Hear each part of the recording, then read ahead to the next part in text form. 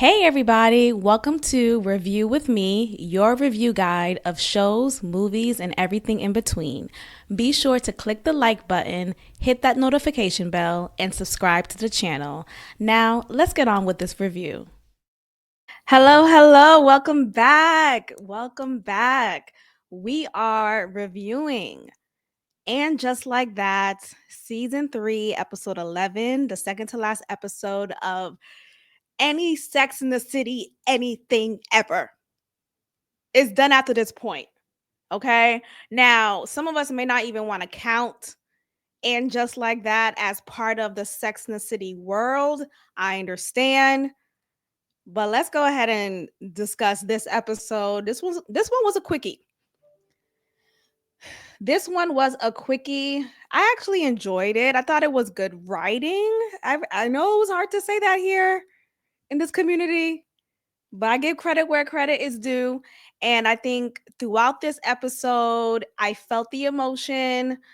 I was convinced with just the storyline for this and that, or just like the continuation of things based on their actions. It made sense.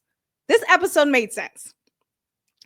And I wish a lot of the other episodes throughout the whole damn show would have made sense. But nonetheless, here we are. Let's get into this first scene right here. So Carrie goes back to her old block because she cannot let it go. And look, I want to hold space for that, right? Like, okay, yeah, you spent shit, was it 50 years? 50, 40 years living in that studio apartment in New York. You just moved out just because Aiden said he can't step in there anymore, and you did it for him, and now you're filled with regret yet again, right? But at some point you have to just chalk it up, Carrie. At some point you just have to keep looking forward. At some point you have to say, you know what? I made a decision to move into this Gramercy hotel, this Gramercy big ass mansion of a house. Like, this is a big house. It is a big house. It's a nice home. And maybe it is too big for her. Who knows? She could always resell it if she desires. But the point is, you can't go backwards. That's just not the natural order of life. You cannot. So, her even doing these little trips, oh, I'm going to go back to the bakery. For what? Find a new bakery in Gramercy. But nonetheless, when you find a good spot, you find a good spot. But the point is, after she goes to this bakery and makes her special order of pies in preparation for Thanksgiving at Miranda's, she, of course, naturally strolls by her studio apartment. And who does she see? Of course, the woman who is staying there now, Lizette. Okay, so we'll get to that in a moment. But we're cut to our next scene here. Oh no. Yeah. So we get to that pretty soon. Yeah, right here. I don't know what they were talking about on the phone, Miranda and whatever. But anyway, Lizette's about to come outside. She has an Uber waiting for her. She speaks to Carrie and she's, oh my gosh, what are you doing here? And the first thing Carrie says is, I want my place back. But she played it off as if, Lizette immediately took it like it was a joke. Because, girl, what? I'm not letting this apartment go. That's not even an option. So Lizette doesn't even consider that this could be an actual real feeling from Carrie. And so Carrie had no choice but to play it off like it was a joke. But Carrie was low key, high key serious. How is that the first thing you say to me as I walk outside of your old apartment? I want my place back. No, and move on. Like, it's like that bitter old ex that just won't let it get away. You're lucky I'm even saying hi to you. Like, you're lucky I even have small talk with you. Because every time we speak, you talking about I want that old thing back. Every time we speak, you talk about the good old days between us. It's over. And I think that's what Carrie has a problem with. She has a problem with moving on and continuously doing so. She doesn't even entertain just new ideas or new perspectives or new relationships. It's just, she's just so stuck. She's stuck in the past. Lizette invites her to her own version of a Thanksgiving, Friendsgiving, I believe. So Carrie says yes, and boom, that's a date. We see here Harry and Charlotte, they're preparing. I don't know what they were talking about here. Honestly, it's been a minute since. Anyway, let's get to this part. So Rock, remember, Rock identifies as non-binary and she goes by they pronouns. So Rock, despite the fact, I'm trying to look, just forgive me. Despite the fact that she is female facing, right? She was born as a female.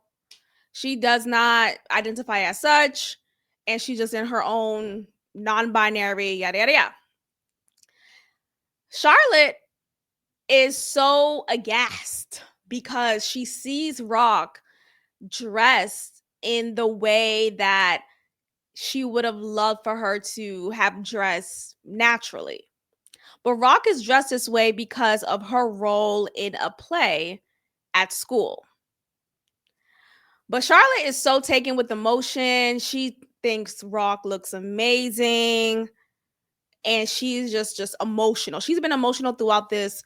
She was emotional throughout this episode. And I felt her emotion, not on some like I don't have personal experience with this, but I think this needs to be a safe space for parents or loved ones. Well, let's say parents in particular, right? Because you may have a specific idea of just like on basic level, right? I gave birth to a boy. I expect my child to continue to be that boy, right? And so when that is drastically shifted, it's a whole mind change. Like, and that's hard. Every day you're reminded that.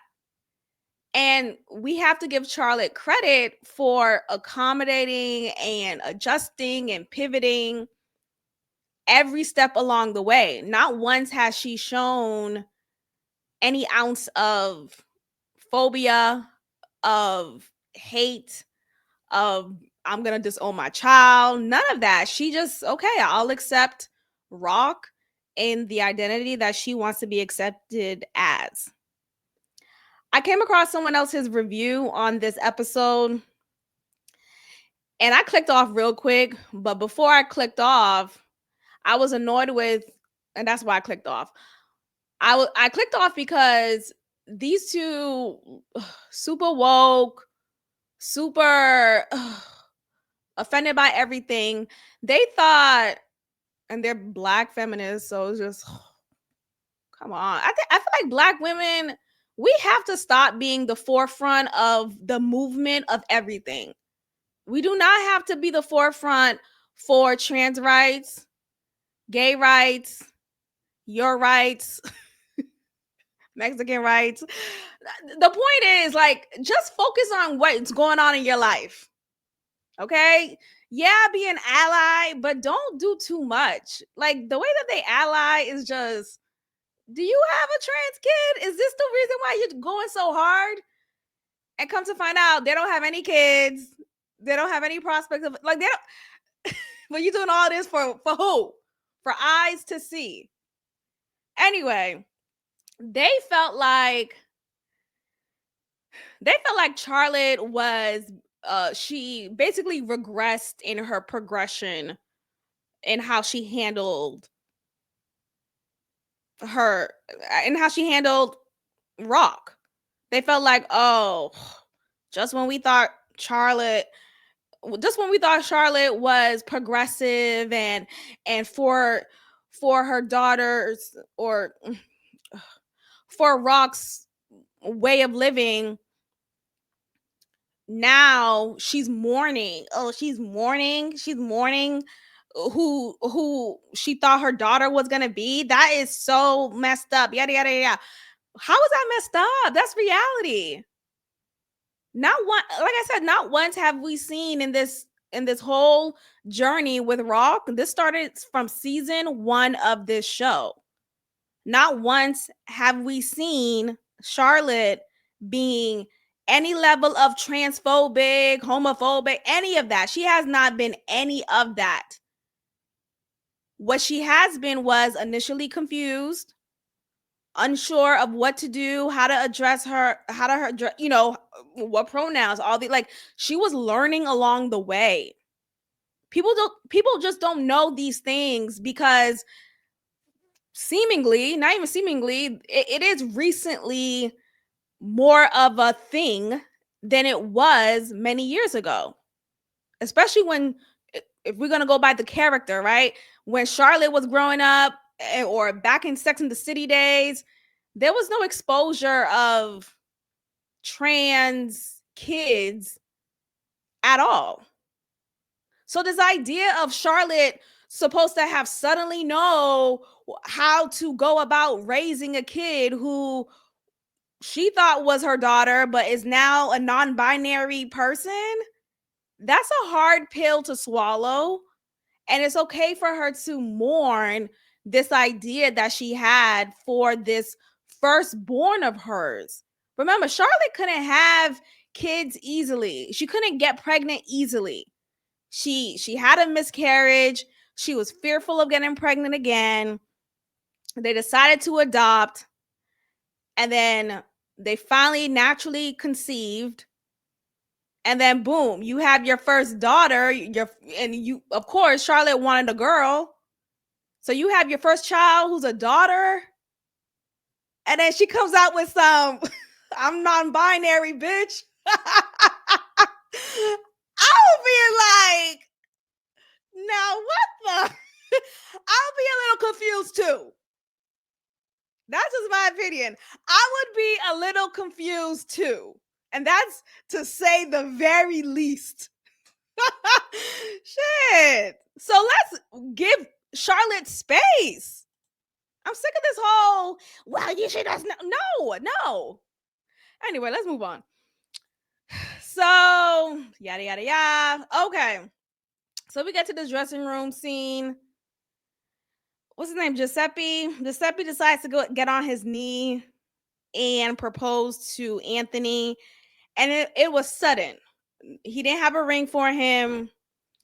We've never seen scenes of them talking about marriage or what their future could look like. I know last episode, Anthony invited or asked Giuseppe if he wanted to move in with him. But Giuseppe's initial response was, no, I think that's too soon. But he immediately changed his mind because he found out about his roommate jacking off to Giuseppe. So he immediately was like, yeah, okay, I'll just move in. So the idea of like, oh, it's too soon, that's something went out the window, right? So I mean, I guess they kind of talk about it, and maybe it's different in homosexual relationships. But anyway, he proposed. Anthony says yes. Mazel. So Carrie presents her final draft of The Woman. Actually, I don't know the actual title of this book, but it's the same book that whatever she's been working on about the woman and the man. She has finally completed the whole thing and gave it to her editor. Her editor is giving her so much praise. She loves it, yada, yada, yada. But she's curious to understand where's the last chapter. Carrie says, oh, it's right there. The editor's confused because she's thinking like this is not really an ending because the ending appears to be just tragic or hopeless. The ending is basically the woman is now in her backyard reading or writing, and that's it. And she feels like it leaves the readers with no hope and it's not really exciting. Like, it's just like, oh, okay. And look, I mean, I don't know. I don't know what the process is like for writing a book in that sense. Maybe it should have a better ending when it comes to hope. Carrie tries to defend it by saying, well, why is a woman being alone hopeless? And I think that's a fair argument to make. I do, though. I don't know. I just feel like some people still need just a hope of love in any capacity. So maybe if there was a way, I'm not writing this book. Who cares? It's not a real book. It's not a real book. What am I doing? Maybe if Carrie wrote, I don't care. I don't care about this part. Okay. So Carrie's just like, oh, all right. So she takes it back, and then we'll circle back to that in a minute. Oh, okay. This is the part. Okay, so the girls are at, I don't know why Charlotte's making this face, but the girls are at Carrie's home, her home again, that is finally decorated, finally furnished, finally put together. And I actually like the furniture and the decor. I think I said that before. So yeah, you may have heard me already said that. Um, I think Carrie just is a fan of small tables and like a bistro type of environment. Um, Miranda tells the girls that she has this idea, not even idea. She's already invited Brady's baby mama over for Thanksgiving, which is just I think Miranda I try to shoot her bail in comparison to Carrie, right? Because Carrie's awful, but Miranda isn't that great.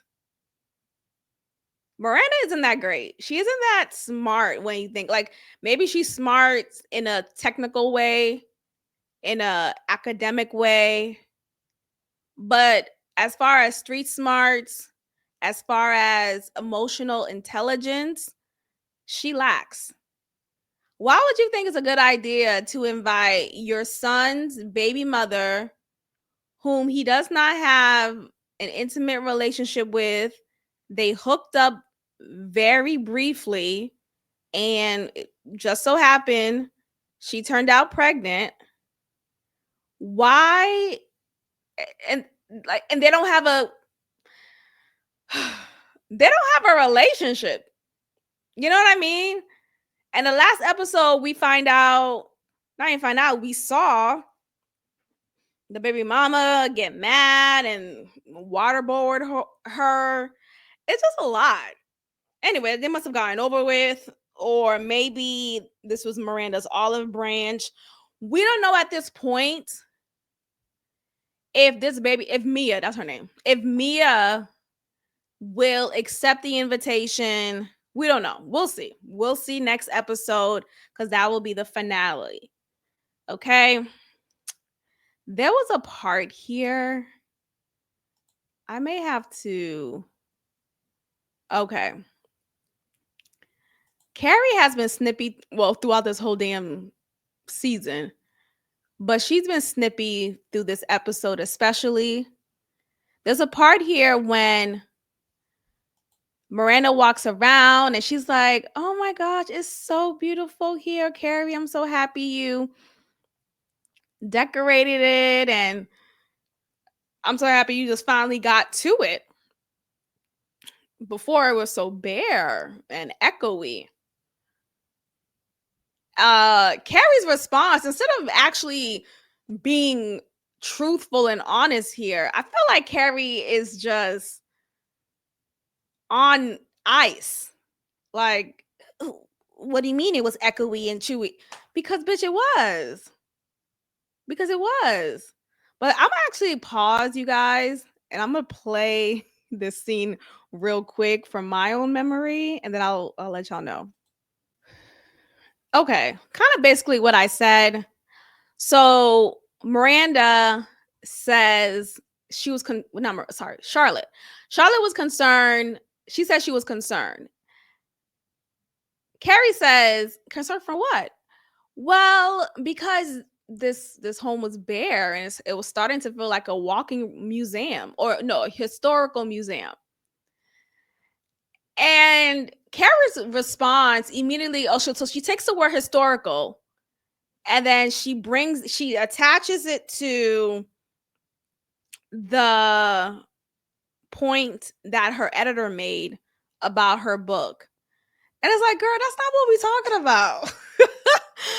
It's like she's like shimmying, right? Like, I feel like Carrie could have said, yeah, I see what you mean. Or, yeah, it was getting empty here. And I'm happy I finally furnished it. Like, I don't know. She could have acknowledged the fact that, yes, there is furniture now. Carrie's acting like she had furniture the whole time. What? Why were you getting concerned, bitch? Because you didn't have furniture for 3-4 months. What are we talking about? What? So yeah, I'm getting concerned. And what is Miranda drinking? Well, I'm sure it's a mocktail, not a big deal. Okay. So Seema and Adam are doing the woohoo in the bathroom shower. Who has this opinion? I don't think wet sex is good. Hello? Let me say it again.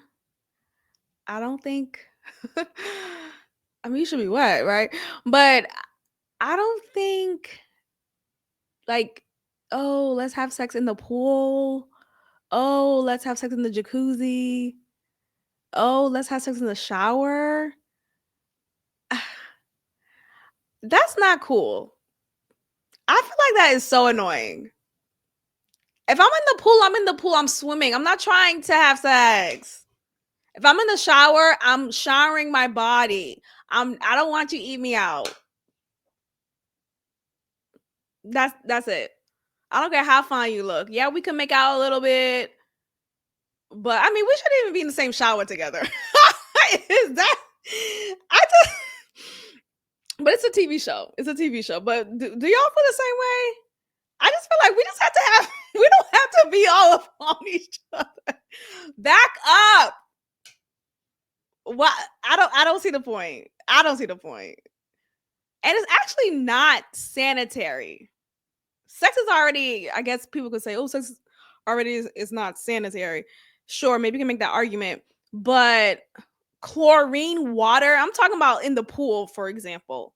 Chlorine water up inside me because you're pumping inside of me in the pool. That's not healthy. Same in the jacuzzi. So just wait until we get inside and in our bedroom. Anyway, they say I love you to each other, and it's a genuine moment. You see the chemistry between. This is kind of a scary flick. Hold on. Okay, this is no, I don't know if it's too bad.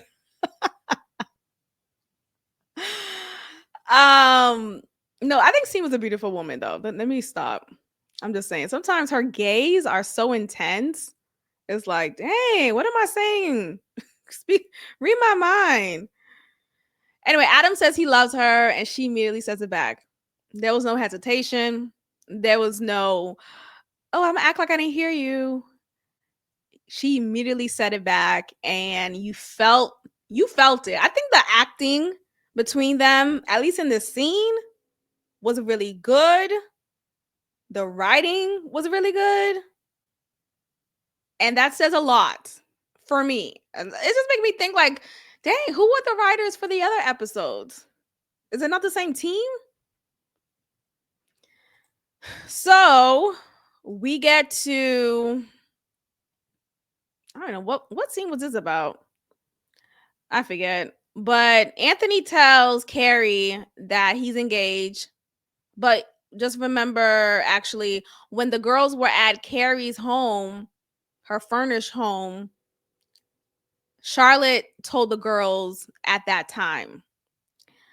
So Anthony comes out, whatever bathroom he was in, I think, and he tells Carrie, I'm engaged, but I'm scared and I have doubts, and I feel like I should have said no. He feels like he is playing more of a caretaker role than he would have preferred in this relationship. He feel like he's Giuseppe's parent, and he doesn't want to have to deal with that for the rest of his life. And that's hilarious. The irony is rich here because Gia, Giuseppe's mom, was concerned about Giuseppe's relationship with Anthony because she thought Giuseppe was going to be Anthony's caretaker. So to have these same feelings but kind of swapped, I just think is interesting. I don't know how they're gonna figure this out. Giuseppe, Anthony, he acts like he knows more anyway. So he comes off like the dominant figure.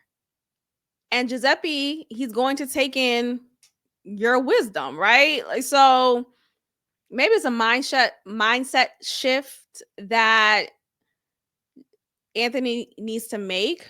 But I mean, it is what it is. I don't know why this guy came back. So we could just skim me on along that road. Okay, this is for the show. This is for the play. Child, I'm forgetting. Okay. So Herbert, this is Herbert throughout this whole episode. This is Herbert throughout this whole season, to be honest. Anyway, some of the women from the school, like some of the parents from the school, was trying to fake console Herbert after his loss. And he's totally disassociated. He's ego hurt, all of the things still. And I think it's a hit to the ego, absolutely. But I feel like I just don't get how Herb is taking it as hard as he's taking it. I just don't, like there's an option for you to lose, right? Like, did he not think that he was going to lose? Like, did he not think that it could have been a chance for him to lose? That I don't understand. Maybe he's someone who never lost in his life, right? And he doesn't know how to take it. But that is just an unfortunate way to think, especially at his old age. Like, he's pouting around like he is a little boy. And shout out to Lisa being patient, but dang, if she was more of a confrontational, all right now type of woman, he would have gotten what he needed to get over it. Get up and get over it. Because, sir, okay, you lost. Okay, life goes on. So what? So Rock did an amazing job in her performance. And Charlotte was tearing up the whole time because, wow, look at my little girl. This is the little girl I've always wanted. Damn it. I mean, she's not saying that, but she definitely means it. And then she asked Carrie if she could take a picture because Rock said you can't take any pictures. But she said, well, she didn't say Carrie can't. So she did that whole loophole. Carrie took a photo and sent it to Miranda. And then we're going to follow up with a scene of Miranda looking at that photo. Of Charlotte. I always get them confused. I don't know why. But Charlotte looks at that photo later. But yeah, Charlotte throughout this scene is teary-eyed, just completely speechless. Look at her. Charlotte is completely speechless and proud and happy to see her little girl, even for this costume of a moment. So Lisa she comes home from wherever, and she finds that her husband is still at home. I'm trying to find the exact. There we go. Ooh. He's still at home. And oh no, let's talk about this part. Okay, so Harry is talking to sorry. Harry's talking to Charlotte, and he's asking if he could if they could just have Thanksgiving here. Let's have Thanksgiving here. Charlotte's insistent in saying, well, let's have it. We've already agreed to go to Miranda's. We got to go to Miranda's. Come on. But finally, Harry explained his reason on why he wants to have Thanksgiving here with his family, and that's it. He says when he got the diagnosis of prostate cancer, he thought that was it. He thought that was going to be the end of him. So he kept saying to himself, just make it to Thanksgiving. Just make it to Thanksgiving. And thankfully, he is cancer free. The surgery went well. And so he just wants to honor that with just his family and just stay connected like that. So once Charlotte heard this, she immediately adjusted and accommodated to his needs. And she says, you want Thanksgiving here, baby? I'm going to give you Thanksgiving here. Yeah, I'm going to give you Thanksgiving here. And I love that. I think their relationship, their marriage is a beautiful thing to see throughout this show. Especially in comparison to the other relationships. They meet each other where they need to meet each other. They're compassionate and kind.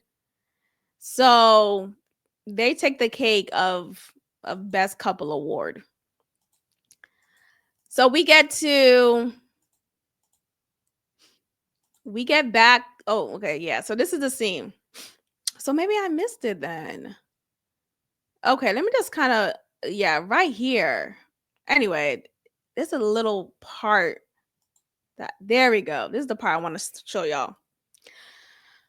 Okay, so right before that scene, y'all, Herbert had a little attitude. He had a little tude with his wife talking about, I'm not going to work. I'm working from home. No, enough, whatever he was saying. But he's saying he's not going to work. He's not going to go to work in person because he doesn't want everyone to see him as this loser. Lisa's trying to convince him, like, what? Okay, you lost. Like, let's get back up again. But he is insistent that I'm just big loser. Like, he is stuck in his room. He looked like he didn't shower. He looked like he probably ate more bonbons. And he's just still in his feelings about this loss. And he snaps at his wife. He said, no, leave it. Like, what? This is the first time I've seen this man have any sense of a baritone. And who the fuck are you talking to? That's number one. But anyway, Lisa was actually very patient in this moment. So shout out to her. I wish you could see more of this kind of play out. We only have one episode left. But I didn't like this. I think Herbert needs a reality check. And maybe this loss will be his reality check. Maybe it will be. So we get to, like I said, the scene with Charlotte, who is just taking in this photo of Rock dressed as a girl. And she is just so overwhelmed with emotion because, man, I wish she really was like this in our lives, right? So this is her true emotion in this moment here, and I don't think she should be faulted for that because, like I said, she has not shown any hate or discrimination towards her child since she came out as non-binary. So I think we should have some space for her to explore or navigate these feelings of like, wow, this is what she could have looked like. Okay. So Brady comes home and lays one out on his mama. Brady comes home and lays one out on his mama. Mia tells him that Miranda invited her to Thanksgiving. Brady is rightfully upset. But this is the awkward moment because was it Joy? Yeah, Joy. Joy is already at the home with her dogs, and this is happening in front of her eyes. Brady's going in. Joy has not said a word. She is out of it. She's not in it. Even when Brady asked, "Don't you what do you think, Joy? What are you whatever he's trying to get her to come in and agree with him." And like, no, let her talk to her lesbian lover, just them two in the bedroom. Cause Miranda is still throughout this exchange, like she doesn't even understand how out of line this is. She's just like, the baby's gonna be in our lives. And then she says, I didn't even think she's going to accept the invitation. Why would you even invite her? Why would you even invite her? That's not your place to do so. I think what she could have done was spoken to Brady himself and asked him, do you think it's a good idea? Would you feel comfortable with inviting Mia to our Thanksgiving dinner? Because she is welcome, but I just wanted to ask you first. If you don't feel comfortable with it, we could leave it alone. But you going out of your way behind your son's back, not letting your son know at any point, hey, this is what I did. And then you excusing it as, well, I didn't think she'd respond. It's lazy. It's lazy. It's just selfish. Child, Brady got some parents, huh? I mean, it's mostly Miranda. Shout out to Steve. So yeah, he's going off, yada yada yada. Okay, so we get to this scene. It's a quick one too. But what I liked about the scene was Seema kind of checks you without having to check you. So Seema tells Carrie about the apartment down below where Duncan resided is now up for sale because Duncan did not renew his lease, and it's now available. And the owner of the place doesn't want to let the market know before letting you know first. So you have an opportunity to purchase this home because it could be great resale value. So Carrie's thinking, why would I want to purchase it? Why would I need more space? And Seema just very clearly explains the benefit of purchasing it because it looks good on your portfolio and it makes you more attractive in the resale market, real estate talk. But it made sense to me. It made sense to me. I don't know if I'm articulating it as clearly as she did, but very layman's terms, it looks better if you had all of this to sell, okay? And your numbers could be even higher when you sell it. So right after Seema explains that, Carrie looks downward and she's like, why am I upset right now? Why am I upset right now? Seema's like, why are you upset right now? Yeah, why are you upset right now? What's going on? Carrie says, it feels like Seema is telling her she should sell this house because why have this big old house and it's just me in it. Seema immediately checks her and said, I never said that. Why would I say that? I'm letting you know how this could look good if you were to, but not once am I telling you this directive, girl, you should probably sell the house. You and Aiden didn't work out. You should probably, that's not what she said. But immediately, yeah, so Seema immediately checked it. Oh, yeah. And then Carrie also mentioned, and she feels upset because she got the house with Aiden in mind. And obviously, her and Aiden didn't work out. So she just feels kind of egg in her face. Okay, that's fine.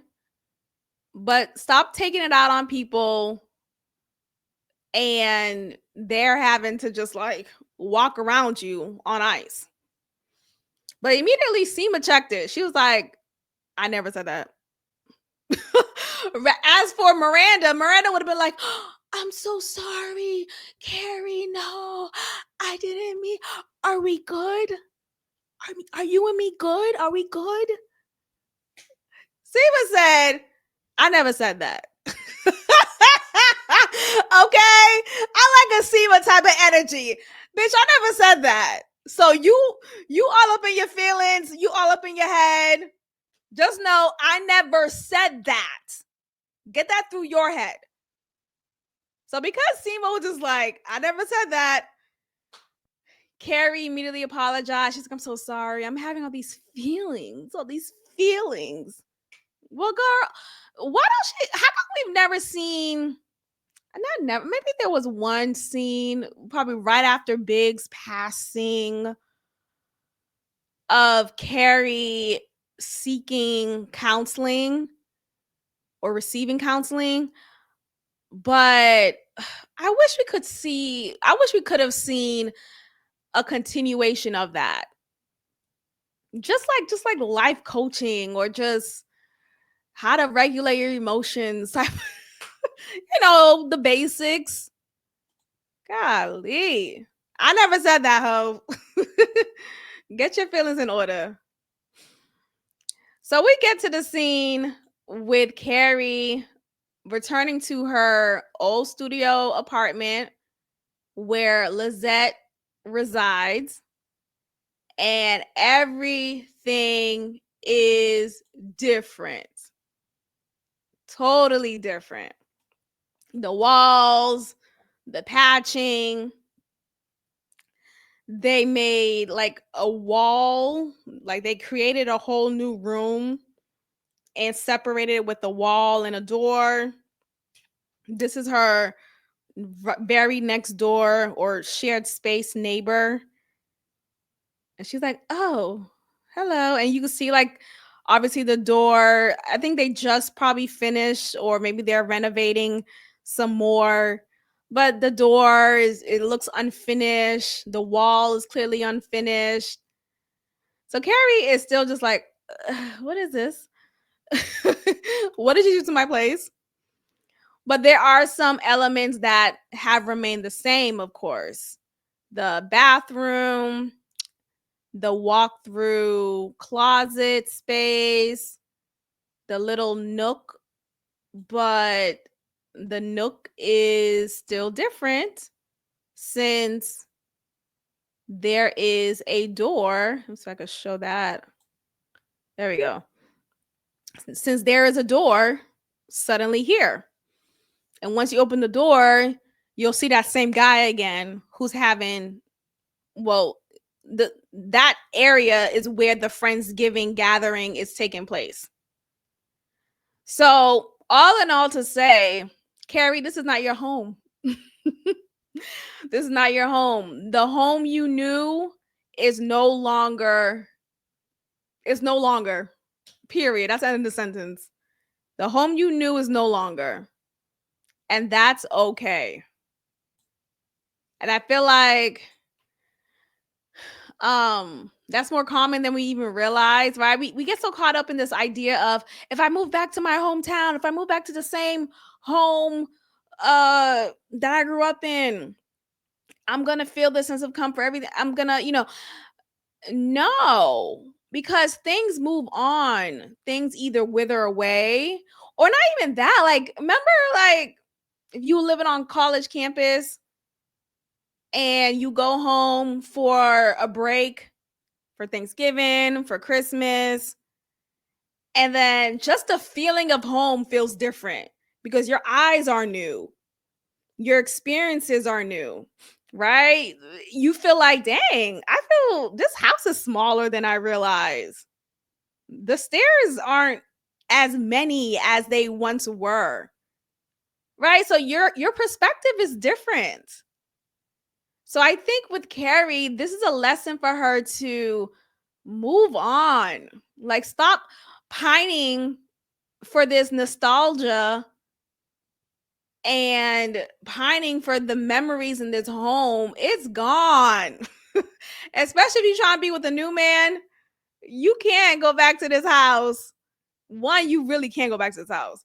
But two, you can't go back to this house where you spent all the time with all these other niggas who, one died and the other has kids problems. It's just a lot. It's a lot. Lizette's trying to understand, how do you do it, Carrie? Living in that big house by yourself. How do you do it? Like, Lizette, not now. You see, Carrie has yet to pop off on Lizette. She knows who to pop off to. She knows who to pop off to. She kind of tried it with Seema. Seema checked that ass. I didn't say that. That's what Seema said. Okay. Seema checked that ass. Lizette, yeah, she has yet to pop off on her. Like, that's a nice little outfit Lizette has on. But yeah, Lizette is saying how she needs to have company around her. She feels unsafe otherwise. And I think also there's a component of wanting companionship as well. Carrie is continuously throughout this episode in her head about her decision to stay in the Gramercy apartment. And look, if she decides to move out and find a new place, that's much smaller. It may not have to be a studio. I think that's fine too. But this idea of, I want to move back to this actual home, girl, it's over. So now we get to this final scene. Carrie took the advice of her editor, and I don't know where this epilogue is gonna go. She's talking about she is waiting and hoping and wanting for the man to return. So is that the hopeful end that the editor is desiring? I don't know. This book is dumb. The book is dumb because what are the characters' names? I'm tired of saying the woman and the man. Come on. But yeah, that's it, y'all. Let me know what you think about this episode and this review for And Just Like That, season 3, episode 11. We are almost done with this season, with this show. It's been a pleasure. Make sure you check out other review with me episodes that I do here on my channel. And as you may have noticed, I literally just started today. I'm changing some things up on my YouTube platform. So you may have peeped. Be sure to like and share this video, leave a comment, and subscribe. That is your way of supporting my channel. I'll see y'all next time. Bye.